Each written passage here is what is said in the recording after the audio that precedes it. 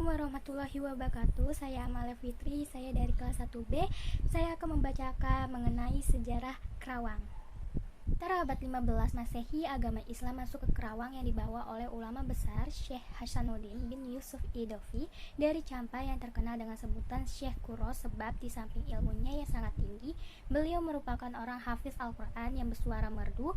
Kemudian ajaran agama Islam tersebut dilanjutkan penyebarannya oleh para wali yang disebut Wali Songo. Setelah Syekh Kuro wafat, tidak diceritakan dimakamkan di mana. Hanya saja yang ada di kampung Pulau Bata, desa Pulau Kapala, Kecamatan Lembah Habang Wadas, Kabupaten Kerawang merupakan makam atau tempat Syekh Kuro pernah tinggal. Pada masa itu, daerah Kerawang sebagian besar masih merupakan hutan belantara dan berawa-rawa. Hal ini menjadikan apabila Kerawang berasal dari bahasa Sunda, kerawaan artinya tempat berawa-rawa. Nama tersebut sesuai dengan keadaan geografis Kerawang yang berawa-rawa. Bukti lain yang dapat memperkuat pendapat tersebut, selain sebagian rawa-rawa yang masih tersisa saat ini, banyak nama tempat diawali dengan kata rawa seperti Rawa Sari, Rawa Gede, Rawa Merta, Rawa Gempol, dan lain-lain. Keberadaan daerah Kerawang telah dikenal sejak Kerajaan Pajajaran yang berpusat di daerah Bogor, karena Kerawang pada masa itu merupakan jalur lalu lintas yang sangat penting untuk menghubungkan Kerajaan Pakuan Pajajaran dengan Galuh Pakuan yang berpusat di Ciamis. Sumber lain menyebutkan bahwa buku Portugis tahun 1512 dan 1522 menerangkan bahwa pelabuhan-pelabuhan penting dari Kerajaan Pajajaran adalah Cavaran ke sekitar Muara Citarum.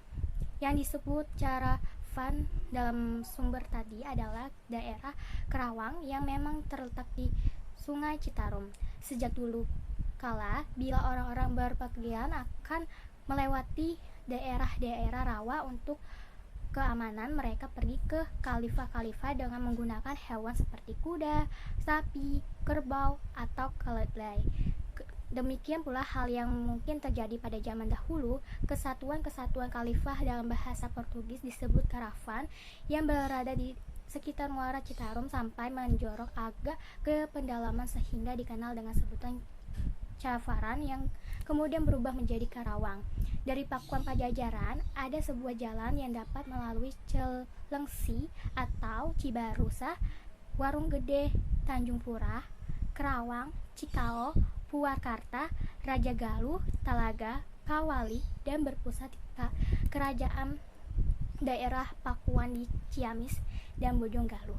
Luas Kabupaten Kerawang pada masa itu tidak sama dengan luas Kabupaten Kerawang pada masa sekarang. Pada saat itu Kerawang meliputi Bekasi, Subang, Purwakarta, dan Kerawang sendiri. Setelah Kerajaan Pajajaran runtuh pada tahun 1579 Masehi, pada tahun 1580 berdiri Kerajaan Sumedang Larang sebagai penerus Kerajaan Pajajaran dengan rajanya Prabu Gesan Ulun, putra Ratu Pucuk Umum atau disebut Pangeran Istri, dengan pangeran santri keturunan Sultan Gunung Jati dari Cirebon. Kerajaan Islam Sumedang Larang pusat pemerintahannya di Daya Luhur dengan membawakan Sumedang, Galuh, Limbangan, Sukakerta, dan Kerawang.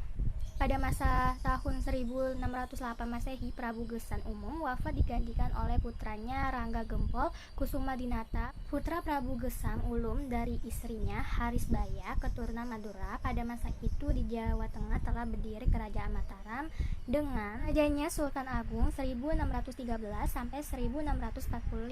Salah satu cita-cita Sultan Agung pada masa pemerintahannya adalah dapat menguasai Pulau Jawa dan menguasai komponi Belanda dari Batavia. Rangga Gempol Kusumadinata sebagai Raja Sumedang Larang masih mempunyai hubungan keluarga dengan Sultan Agung dan mengajui kekuasaan Mataram.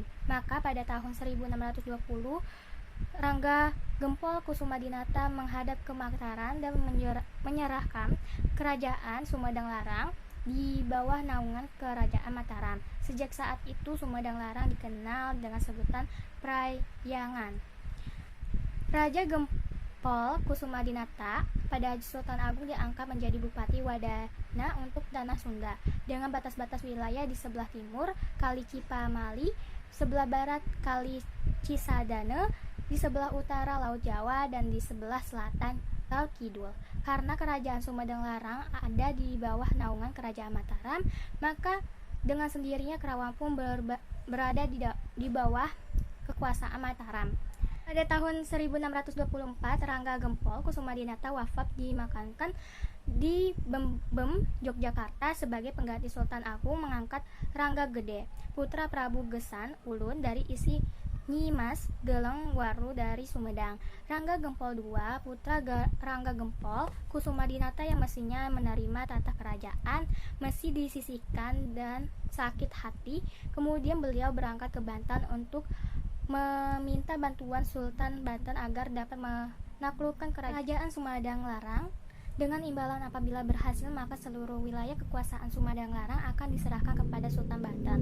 Sejak itu, banyak tentara Banten yang dikirim ke Kerawang, terutama di sepanjang Sungai Citarum yang dibawa pimpinan Pangeran Pager Agung. Dengan bermarkas di Uduk-Uduk, pengiriman bala tentara Banten ke Kerawang dilakukan Sultan Banten bukan saja untuk memenuhi permintaan Rangga Gempol II, tetapi merupakan awal usaha Banten untuk menguasai Kerawang sebagai persiapan merebut kembali pelabuhan Banten yang telah dikuasai oleh Kompani Belanda, yaitu Pelabuhan Sunda Kelapa. Masuknya tentara Banten ke Kerawang beritanya telah sampai ke Mataram. Pada tahun 1624, Sultan Agung mengutuskan Sureng Rono atau Arya Wirasaba dari Mojo Agung, Jawa Timur untuk berangkat ke Kerawang dengan membawa 1000 prajurit dan keluarganya dari Mataram melalui Banyumas dengan tujuan untuk membebaskan Kerawang dari pengaruh Banten. Siapkan logistik dengan membangun gudang-gudang beras dan meneliti rute penyerangan Mataram ke Batavia. Di Banyumas, Arya Surengrono meninggalkan 300 prajurit dengan keluarganya untuk mempersiapkan logistik dan penghubung ke ibu kota Mataram. Dari Banyumas, perjalanan dilanjutkan dengan melalui jalur utara melewati Tegal, Brebes, Cirebon, Indramayu, dan Ciasem. Di Ciasem ditinggalkan lagi 400 prajurit dengan keluarganya. Kemudian perjalanan dilanjutkan lagi ke Kerawang. Tibanya di Kerawang dengan sisa 300 prajurit dan keluarganya, Arya Surenggono menduga bahwa tentara Banten yang bermarkas di Uduk-Uduk mempunyai pertahanan yang sangat kuat. Karena itu perlu diimbangi dengan kekuatan yang memadai pula. Langkah awal yang dilakukan Surengrono membentuk 3 desa, yaitu Desa Waringin Pitu atau Teluk Jampe, Parakan Sapi di Kecamatan Pangkalan yang kini telah terendam air Waduk Jatiluhur, dan Desa Adiarsa atau sekarang termasuk di Kecamatan Kerawang. Pusat kekuatan di Desa Waringin Pitu. Karena jauh dan sulitnya hubungan antara Kerawang dan Mataram, Arya Wirasaba belum sempat melaporkan tugas yang sedang dilaksanakan Sultan Agung. Keadaan ini menjadi Sultan Agung mempunyai anggapan bahwa tugas yang diberikan kepada Arya Wirasaba gagal dilaksanakan. Pengabdi Arya Wirasaba selanjutnya lebih banyak diarahkan kepada misi berikutnya, yaitu menjadikan Kerawang menjadi lubung padi sebagai persiapan rencana Sultan Agung menyerang Batavia. Di samping mencetak prajurit perang, di Desa Adiarsa sangat menonjol sekali perjuangan keturunan Arya Wirasaba. Walaupun keturunan Arya Wirasaba oleh Belanda hanya dianggap sebagai pati di bawah kedudukan bupati dari keturunan Singapura bangsa, tetapi ditinjau dari segi perjuangan melawan Belanda pantas mendapat penghargaan dan penghormatan. Karena perlawanan terhadap Belanda, akhirnya Arya Wirasaba II ditangkap oleh Belanda dan ditembak mati di Batavia. Kuburannya ada di Mangga II di dekat makam Pangeran Jayakarta. Putra kedua Arya Wirasaba yang bernama Sakanagara bergelar Arya Wirasaba III, berpendirian sama dengan Arya Wirasaba I dan II. Tidak mau tunduk pada Belanda serta tidak meninggalkan misi sesepuhnya, yaitu memajukan pertanian rakyat, irigasi, dan syiar Islam. Arya Wirasaba III meninggalkan kedudukannya sebagai patih karena dirasakannya hanya menjadi jalur untuk menekan rakyatnya. Setelah wafat, beliau dimakamkan di Kali Picung, termasuk Desa Adiarsa sekarang. Sekian dari saya, billahi taufiq wa hidayah. Wassalamualaikum warahmatullahi wabarakatuh.